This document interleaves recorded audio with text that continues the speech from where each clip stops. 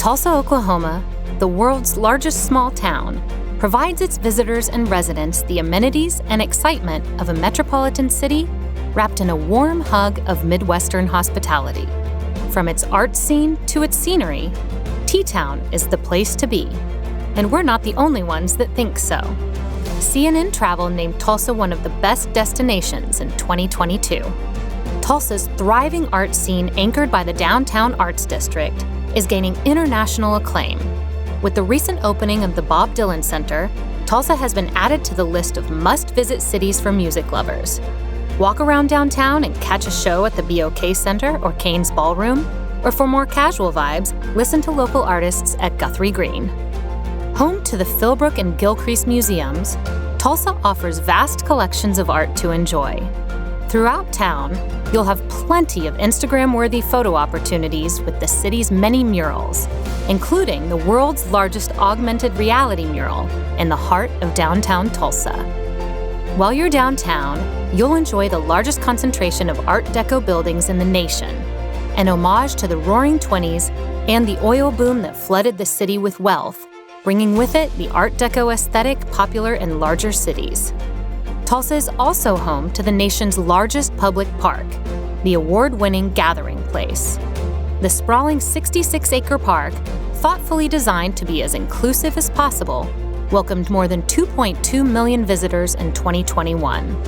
Gathering Place was named USA Today's Best City Park in 2021 and is a significant attraction for visitors and residents alike. If you're looking for more of a hike, head over to Turkey Mountain Urban Wilderness Area, where you'll find several hiking trails. If a walk or jog is more your speed, lace up and head over to the River Parks Trail System and enjoy views of the Arkansas River. While Tulsa's star has been steadily rising, pockets of our city have remained stagnant or even experienced decline. Nowhere is that more evident than in North Tulsa.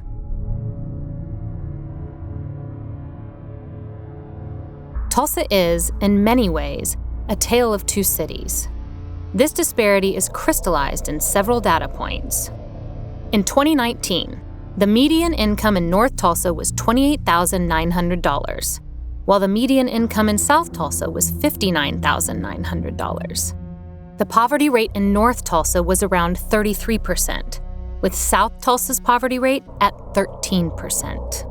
And the population of North Tulsa was almost 36% Black, while only 9% of South Tulsans were Black. The most alarming disparity lies in the life expectancy of someone living in North Tulsa versus South Tulsa.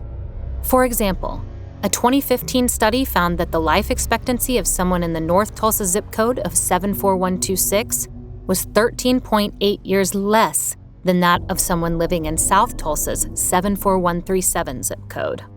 Several factors have led to this reality, but none more damaging or impactful than the 1921 Tulsa Race Massacre.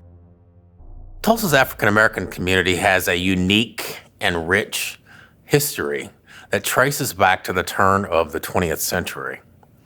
The business community in Tulsa's Black community was known as the Negro Wall Street of America and later Black Wall Street for the incredible economic and commercial prominence in the community at that time.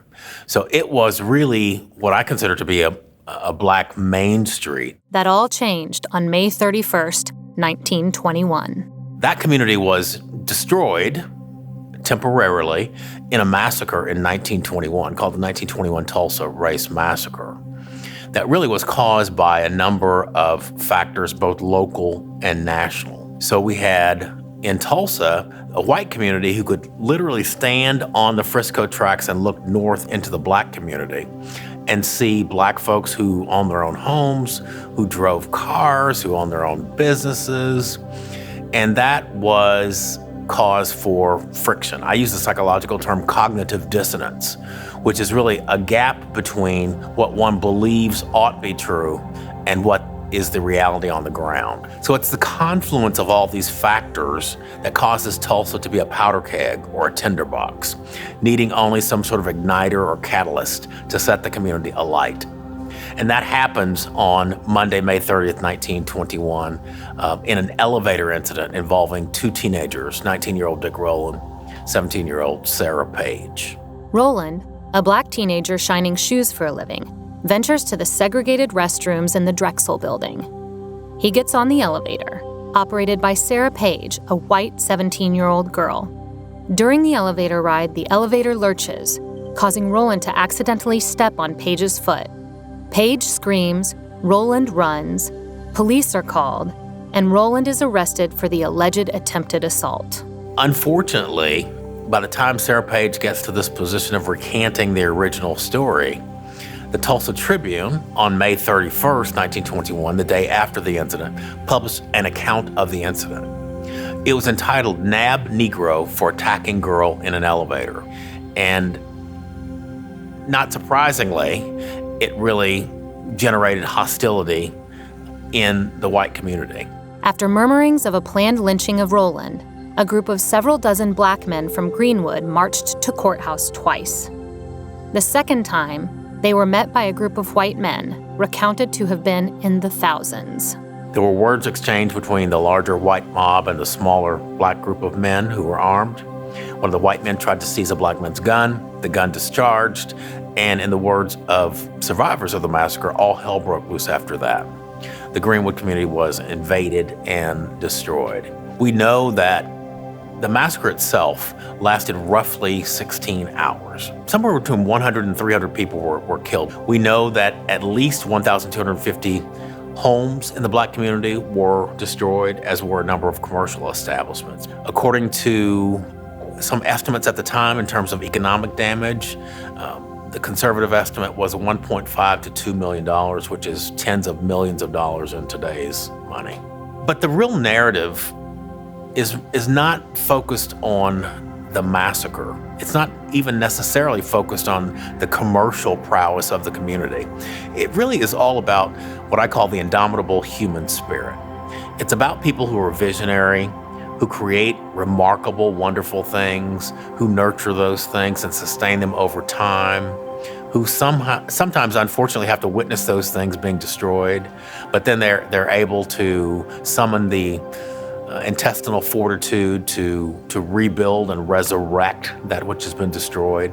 While Black Wall Street has risen from the ashes of the Tulsa Race Massacre, the event's impact is felt still. The Black community, of course, over the years moved farther and farther north, ironically, as was the wish of some of the leadership in the white community. And segregation, though not legally required, is still a thing in this community as it is in many other communities throughout the United States.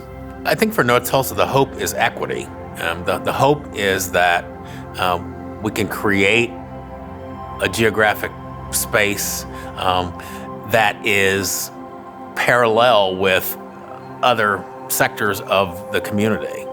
So North Tulsa is never going to be on par with other sectors of the community unless there's an infusion of infrastructure. And we're wanting economic vibrancy, because what we have here is a desert, economic desert. We a food desert, any kind of desert except the Mojave Desert. That's what we've got here, okay? And to be perfectly honest, we all know the history of North Tulsa and its relationship to Tulsa. So let's just be frank about it. We have been neglected, okay?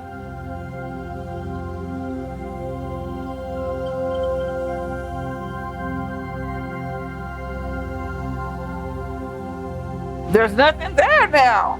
I mean, it was full of shops. You had a grocery store, you had TG&Y, all kinds of businesses there.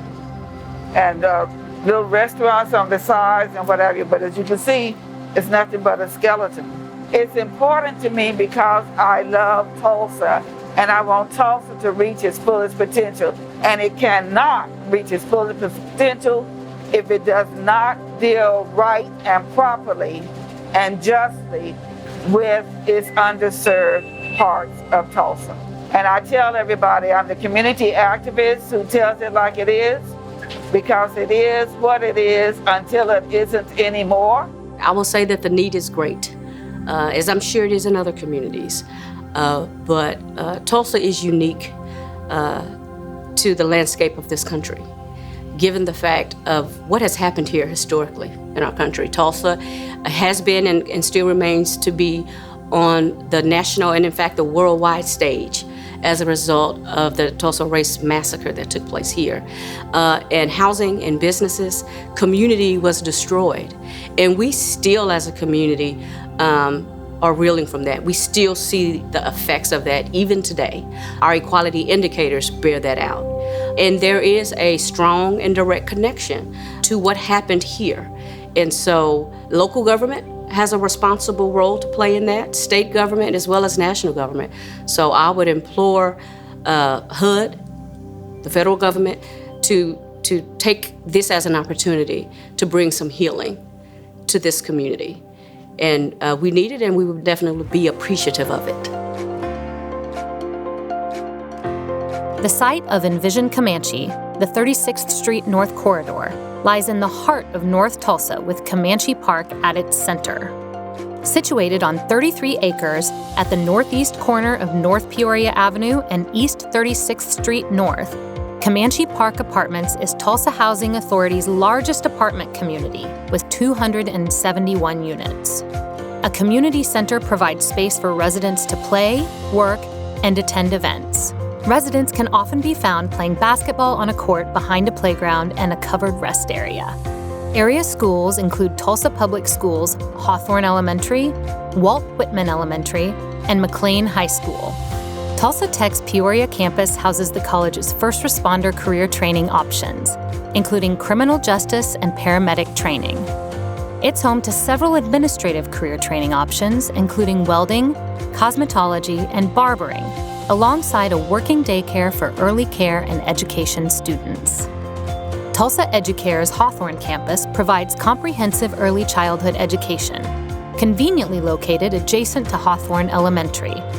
The facility serves 160 children and their families, with 75% of their classrooms for infants and toddlers.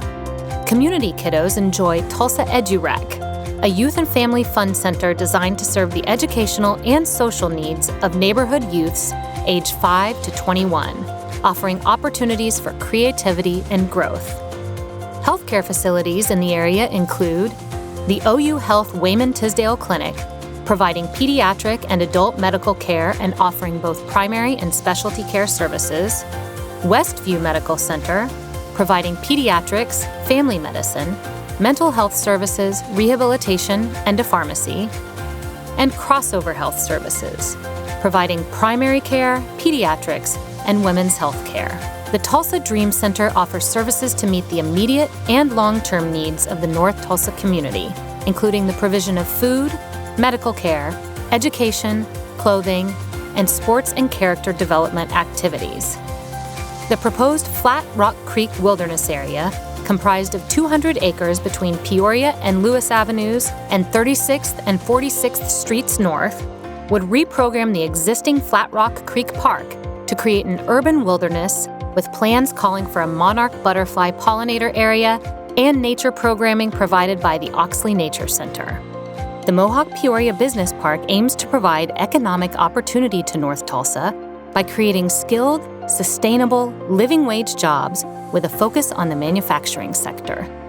Tulsa-based Muncie Power Products broke ground on a 250,000 square foot plant in 2020, the park's first development. In 2018, the Tulsa Housing Authority, through the support of philanthropic partners and several community and governmental organizations, dedicated significant resources to develop the Envision Comanche Master Plan. Our objective? To transform the Comanche Park planning area into a mixed-use, mixed-income community while ensuring a strict one-for-one replacement of all existing units. Our goal? To highlight, enhance, and improve economic and cultural diversity in the area surrounding Peoria Avenue and 36th Street North in North Tulsa. The plan encourages the creation and maintenance of an economically and socially diverse community that will be stable over the long term. The values guiding the planning process and its results go beyond simply improving the neighborhood for economic gain. Our plan focuses on the people who form the North Tulsa community and the history and culture of this neighborhood. I was excited when I first found out about Envision Comanche. I was really excited about the process of how everything was getting started and how they really involved the tenants and everything and the block parties and the input. I was just really excited that they were just wanting to know what we wanted as residents. I've never lived anywhere brand spanking new, so I'm really excited. My name is Sidney McCaleb. Nickname is Coach Sidney. I've been out in Comanche since 2012. I've been going to the meeting for a while, listened to different stories about what they really do and how they really do it, but now I done heard updates and it sounds very exciting because it's getting closer and I'm excited about them about to get the grant to make everything happen.